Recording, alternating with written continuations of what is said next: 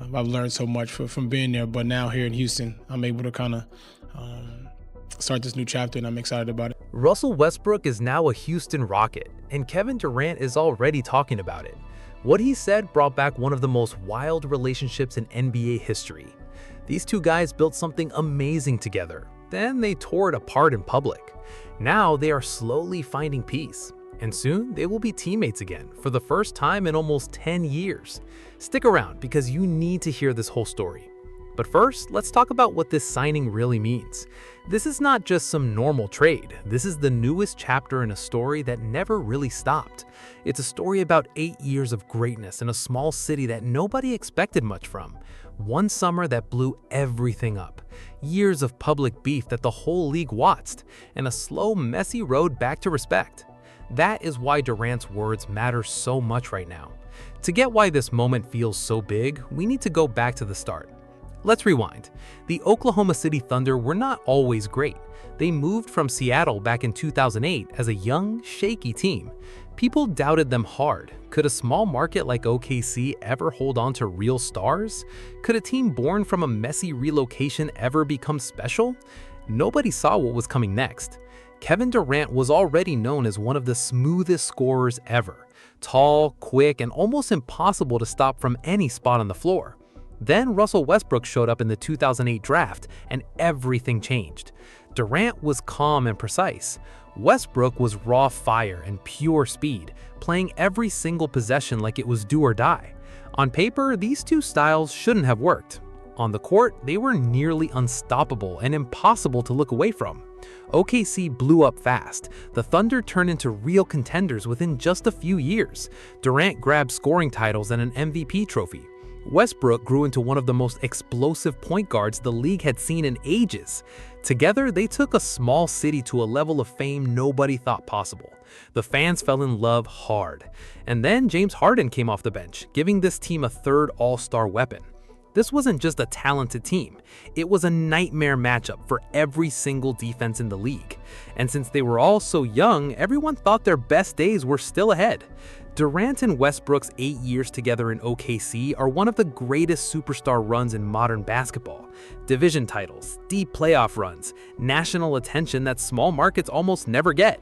And in 2012, they made it all the way to the NBA Finals against LeBron James and the Miami Heat. OKC pushed them to 5 games. It felt like a dynasty was truly being born. Almost everyone watching thought this Thunder team would define an entire decade. Durant wasn't even 24 during that finals run. Westbrook was the same age. Everyone assumed these two would spend their whole primes together in Oklahoma City. Add the right pieces, keep growing, and championships would follow.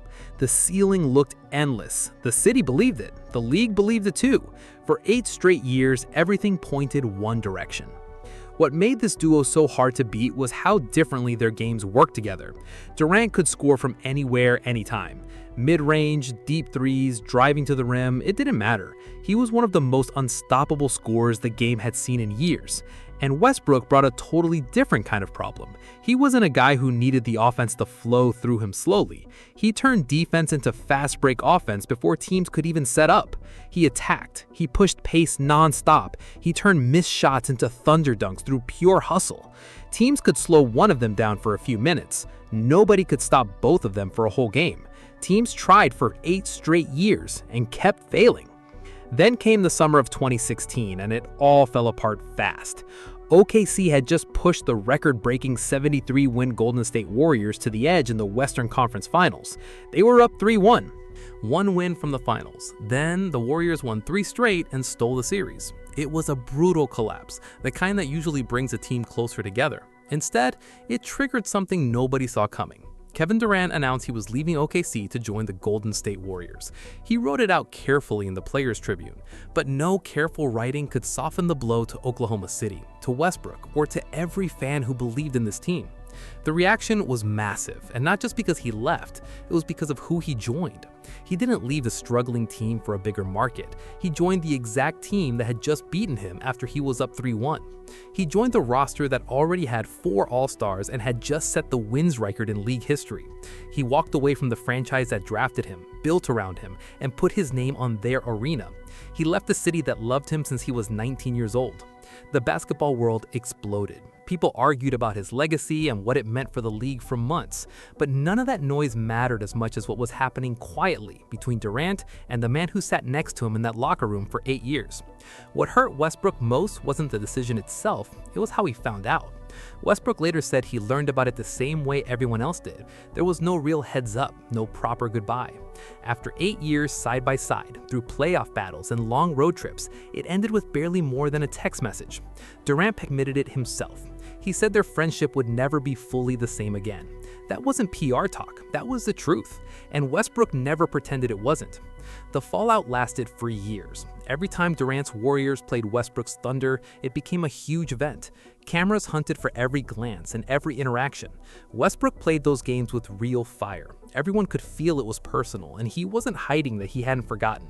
OKC fans found their outlet in the cupcake jokes, mocking Durant for taking what they called the easy road to a title. A cupcake is soft, sweet, easy. The message was clear. Durant picked the shortcut instead of building his own champion. That label followed him to every arena, every chant, every meme for years. Durant went on to win titles with Golden State, which quieted some of the noise, but the cupcake talk never fully died. For people who believed in what OKC was building, the rings didn't answer the question, they just made it messier. Every interview about the other guy came out carefully guarded. There were quiet jabs. There were tense moments on the court that the league had to control.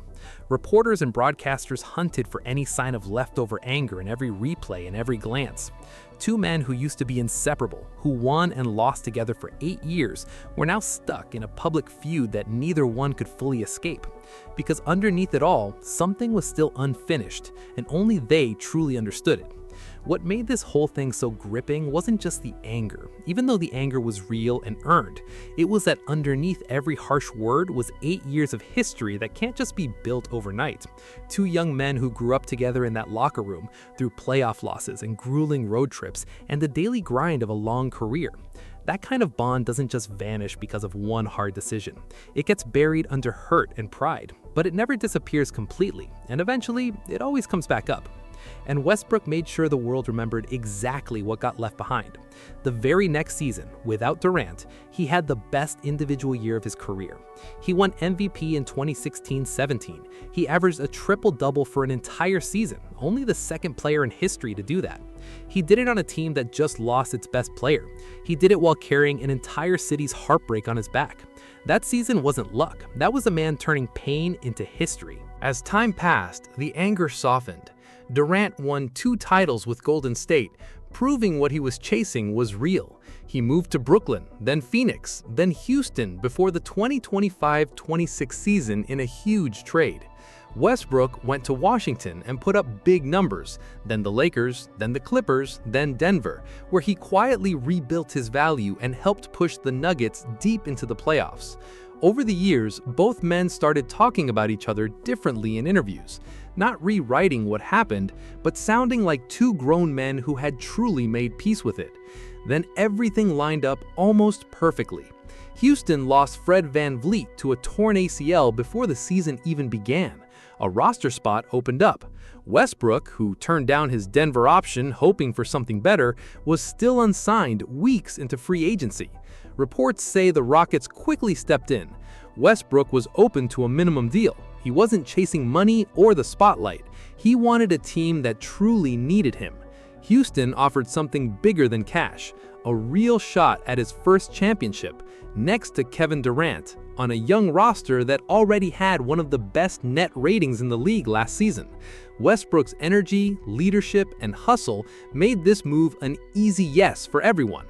And nobody missed the poetic twist, a guy who once started in Houston coming back to chase the one thing missing from his career. Durant's reaction said everything about where these two stand now.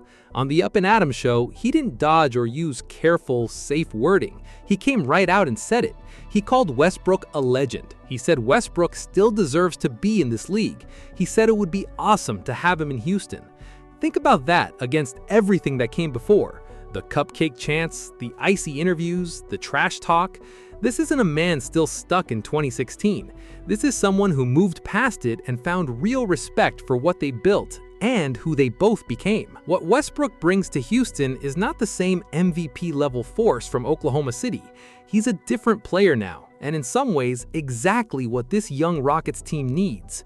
He knows his role and accepts fewer minutes without giving less effort, which is rare for someone who once carried entire teams. He leads through pure daily grind and intensity. He'll push pace before defenses can even set up. He'll attack the rim, draw fouls, and keep defenses honest. He'll crash the boards harder than most guards ever do, creating extra chances for a young team that needs them. And just by being in that locker room, players like Amen Thompson will pick up his standards simply from being around him every day. That kind of leadership can't be taught in film sessions. Houston is getting all of that on a bargain deal. For a team with real championship dreams, that's a massive addition that won't even show up in the stat sheet. The what-if questions about Durant and Westbrook will probably never go away, and maybe that's fine. How many titles could they have won together if 2016 had gone differently? Nobody can really say, but one thing is certain no matter how that chapter ended. They gave Oklahoma City and the whole basketball world 8 incredible years. Years built on two young stars finding each other at exactly the right time. That OKC chapter follows them everywhere now, not as baggage, but as the foundation everything else was built on. Some stories never really end. They just move to new cities and open new chapters. The Durant and Westbrook story is one of those.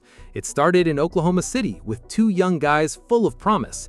It ran through 8 years of greatness, one summer that blew it all up, years of bitter rivalry, and a slow, quiet road back to each other. Now it lands here in Houston, with both men older, wiser, and finally at peace. Not the peace of people who forgot what happened, the peace of people who lived through something real and found their way back. Drop your thoughts below. Can Durant and Westbrook win it all together in Houston? Is this the full circle redemption story fans have been waiting for? Let us know what you think. And if you haven't subscribed yet, hit that button and turn on notifications because this story is far from over.